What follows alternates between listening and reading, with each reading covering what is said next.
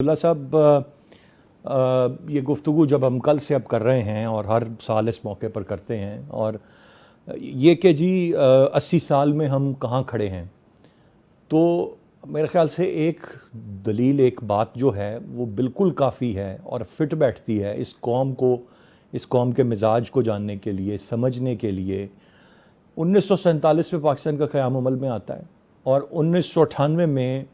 پاکستان ایک nuclear power کے طور پر دنیا کے نقشے پر ابھرتا ہے، پاکستان کا دفاع ناقابل تسخیر ہو جاتا ہے۔ یہ بات ابھی جاوید صدیق صاحب نے یہاں سے ہی شروع کی اور ہم سنتے آئے ہیں کہ سوچا گیا تھا کہ 1-2 سال میں یہ پاکستان جو ہے یہ نہیں ہوگا، واپس آ کے جڑ جائے گا، کولیپس کر جائے گا، اور اس پہ بڑے کام بھی کیے گئے۔ لیکن گزشتہ برس ہم نے بتا دیا کہ اب ہمارا دفاع کتنا مضبوط ہے، ہم ٹیکنالوجیکلی کتنے ایڈوانس ہیں۔ اور ایک ہی چیز ہے جو پاکستان کو اس وقت کہہ لیجئے کہ نہیں تو جس طرح کے عزائم ہیں پاکستان کے دشمنوں کے، ایک چیز جو روکے ہوئے ہے پاکستان کے قیام کو، اور انشاءاللہ تا حیات تا قیامت جو ہے وہ ایک سلسلہ رکا رہے گا، وہ یہ اسی وجہ۔ سو اے جنریشن دس ینگ، ایک پوری کی پوری ایک نیشن دس ینگ، میں آج کی اس کی ایج کی بات نہیں کر رہا، 98 کی ایج کی بات کر رہا ہوں کہ وہ نیوکلیر پاور بن جاتی ہے، اور سبھی ممالک اس دوڑ میں تھے، لیکن چند ممالک ہیں out of hundreds of countries جو یہ کرنے میں کامیاب ہوتے ہیں۔ سو یہ تو ایک چیز ہے جو مور ثبت کرتی ہے کہ ہم کس طرح کی نیشن ہے، اور جب ہم عزم کر لیں تو ہم کیا کر سکتے۔ باقی مسائل ادھر ادھر کے شاید ان کا جتنا بھی ہم تذکرہ کر لیں، اس پر آپ کیا کہیں گے؟ اور ساتھ ساتھ وزیر اعظم صاحب کی ایک تقریر میں کل غزہ کے حوالے سے بات تھی، فلسطین اور فلسطینی بہن بھائیوں کے حوالے سے، اس کا بھی ضرور تذکرہ کیجیے گا۔ بسم اللہ الرحمن الرحیم۔ آپ کو، سچ نیوز کو اور تمام پاکستانی قوم کو بہت بہت جشن آزادی مبارک ہو جی۔ اور میرا سمجھتا ہوں کہ یہ ایک یوم تشکر کے طور پہ منانا چاہیے۔ اللہ نے ہمیں ایک آزاد ملک دیا ہے الحمدللہ۔ مایوسیاں یہاں نہیں پھیلائیں،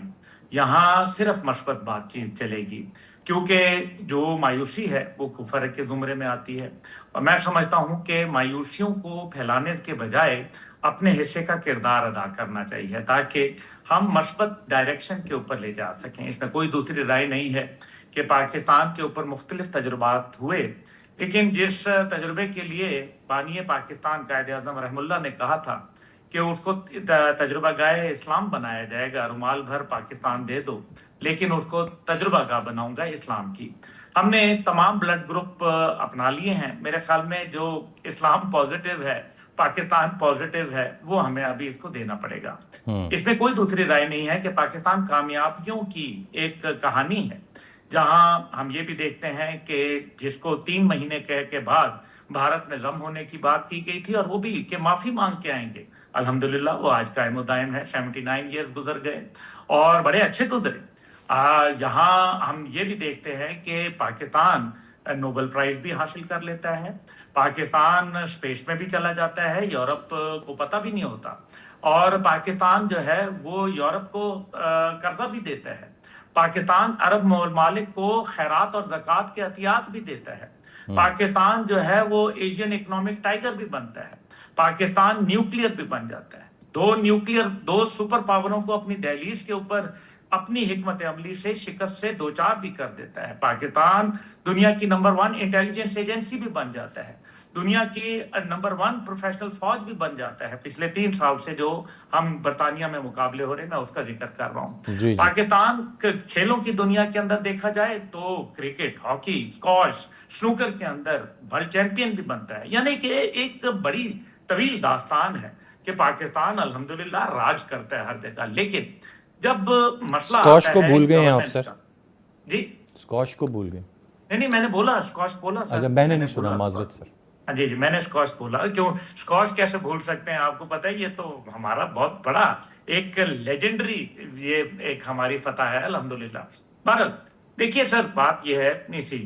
کہ پاکستان کو ترقی کے مواقع کوئی پہلی دفعہ نہیں ملے، پہلے بھی ملے، ایوب خان صاحب کے دور میں ملے، جو پاکستان نے ایک بڑی ترقی، اب تو مطلب ہر کوئی مانتا ہے اس بات کو، لیکن ہم اس کا کیا معاشی سطح کے اوپر جو فائدہ ہم نے حاصل کرنا تھا کر پائے، یا پاکستان کو ہم نے جو آپس میں جو انٹرنل ڈیوائیڈ سے بچانا تھا، یعنی کہ اس قوم کی کردار سازی نہیں کی گئی، تعمیرات ضرور کی گئی، لیکن قوم کی کردار جو بنانا تھا، ایک ملت، ایک قوم بنانا تھا،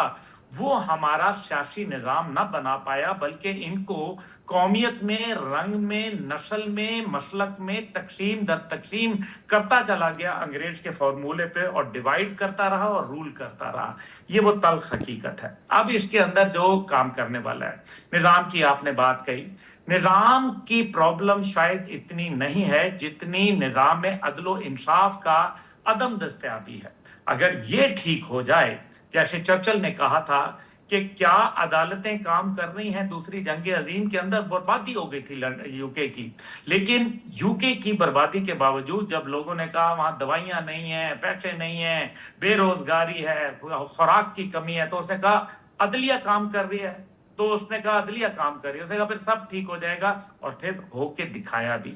مقصد یہاں یہ ہے کہ پاکستان کا عدالتی نظام کے اوپر سے عوام کا بھروسہ اٹھنا یہ کوئی اچھا انڈیکیٹر نہیں ہے۔ اسی طریقے سے مختلف جمہوریتوں اور آمریتوں میں ہمیں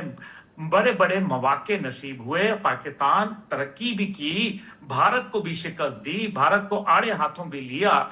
اور ہم نے ہدیہ کہ سوویت یونین کو توڑ دیا، 15 ٹکڑے کر دیے، 6 اسلامی ریاستیں بن گئیں۔ لیکن ارسلان بھائی، مسئلہ یہاں یہ ہے کہ وہ سب کرنے کے بعد ہم پھر بیک ٹو سکوئر ون ہو جاتے ہیں۔ آج ہمیں یہ موقع ملا جس کا ابھی مکہ معاہدے کی آپ نے بات کی، اسی طریقے سے ہم نے مارکہ حق کی بات کی، بڑے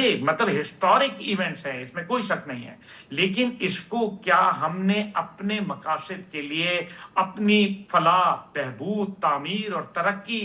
بہتر معاشی ترقی کے لیے ہم ابھی تک اس کو استعمال کر پائے ہیں؟ یہ ہے وہ سوال، اور یہ کون کرے گا؟ اگر فوج کر رہی ہے تو وہ تو بہت اچھا کر رہی ہے، وہ اپنا کام کر رہے ہیں، لیکن باقی جو گورنمنٹ کے ادارے ہیں، کیا فوج کی طرح؟ میں آج ایک سوال پوری قوم کے سامنے آپ کے سچ نیوز کے ساتھ وساطت سے رکھنا چاہتا ہوں۔ آپ مجھے یہ بتائیں کہ کیا ہمارا جو کوئی منسٹری ہے جو اس قسم کی لازوال گفتگو کرے کہ جناب جس طرح سے فوج نے قربانیاں دیں اور فوج نے تعمیر اور ترقی، یعنی کہ ہر منسٹر یہ بولتا نظر آیا کہ جی مارکہ حق میں ہم نے دشمن کے دانت کھٹے کر دیے ہماری فوج نے، بہت اچھی بات ہے اور یہ ٹروتھ بیسڈ ہے، لیکن کیا ہی اچھا ہوتا کہ منسٹری آف واٹر اینڈ جو واٹر اینڈ پاور ہے وہ یہ کہتی کہ ہم نے اتنے جو ترسیلات تھیں بجلی کی 23,000 سے لے کے اب ہم 36,000 پہ لے گئے ہیں، اس وجہ سے ہم نے اس کی بجلی کی پیداوار بڑھا دی ہے، رائٹ۔ اب اور اس عبداللہ کو صاحب، سستا کر دیا ہے۔ بات وہی جو میرے خیال سے پہلے آ گئی کہ ایک ادارہ پرفارم کرے باقی نہ کر رہے ہوں تو یہ کلیکٹیو وکٹری نہیں ہو سکتی۔